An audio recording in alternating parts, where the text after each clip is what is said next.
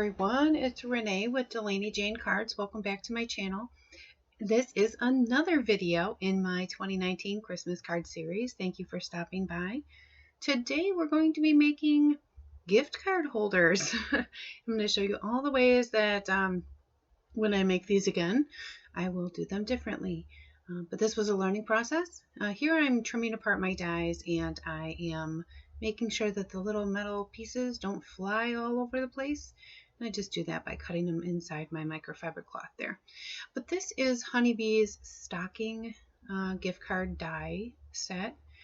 It was one of my must-haves this year. I didn't buy too many new Christmas products, but this was one of them. I do some craft shows, and I thought these might sell well.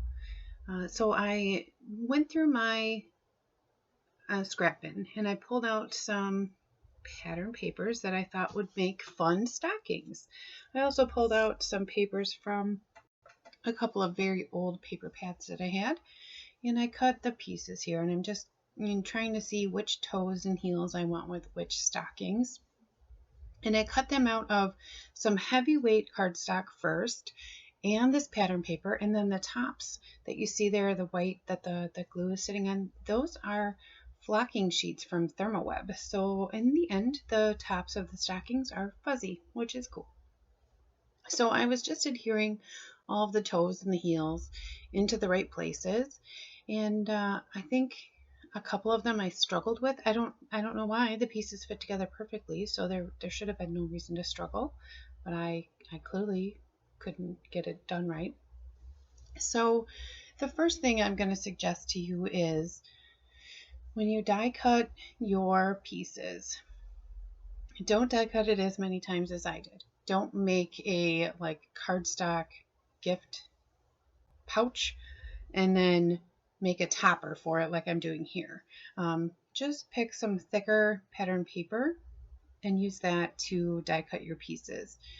The die does crease where you need to fold your stockings. Oh, here I'm just adhering the flocking pieces to the top of the pull tab where the stocking, or that goes inside the stocking where the gift card will go. They were cool. I didn't run my bone folder over the crease because I wasn't sure if it would peel the flocking off. It probably would, so you could try that at your own risk. So here are the white pieces that I was talking about, and I cut them out of very thick cardstock. It's the same cardstock I used for my card bases. I just have a lot of that, so that's what I figured I would try. Yeah, it's too thick. Here I couldn't get the crease right, so I brought out my very dirty scoreboard. This is why you never see it on video, because it is old and stained and marked up and just yucky. But I used a stylus here to try to get these folds right, and I was still having a hard time. So I pulled out my metal ruler and my bone folder, and I just creased it like this. It helped. But like I said, use a thinner cardstock or a really thick pattern paper. And then I just used a Target gift card there to make sure that it fit inside. That gift card has been hanging out on my desk for a couple of years. I don't know if there's even any money in it. I should check. So because I did my stockings in 3 pieces, or 4 pieces, but 3 main pieces, I had to adhere these 2 pieces together. It makes it even thicker. Don't do this. Again, don't do this. But I did use this Sequin, whatever kind of tape this is, this Easy Tear double stick tape for this. And it was a really nice way to put these together. No liquid adhesive, nothing oozes out. And I just pressed it all into place and then pressed my pieces together. When I do mass production like this, it's not really mass production, I make it 6.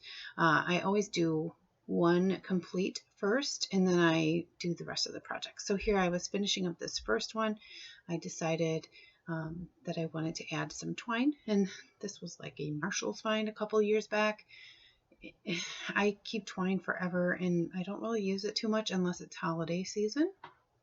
And then these jingle bells were from last year. I think I grabbed them at the Dollar Tree, which is a dollar store here in the US. And I put one of those on there because I thought, how fun would that be to have a little jingly gift card holder. Now, to adhere the gift card, there are no like slots to put it in. And I think I do have a couple of dies that make slots, but I don't think the thing is wide enough to put them on there. So I just attached a piece of double-sided tape, and I just used that for demonstration purposes. Later on, I do just rub that little tiny piece off and put a new piece on with the backer still on it. So whoever decides to take that gift card holder home with them can put their own gift card inside. So here is the, I guess, mass production or assembly line production of the rest of them. Again, when I make these again, because they're super cute and I will make them again, I will just use thicker pattern paper or thin cardstock to make my gift card holders. You don't need, 120-pound cardstock to make this, and I absolutely recommend against it because it's too thick for all of the tiny folding that you have to do, unless you have a trick, because you've seen me pull out all my tricks. I really didn't know any more tricks to make it easier. So I adhered all of these together.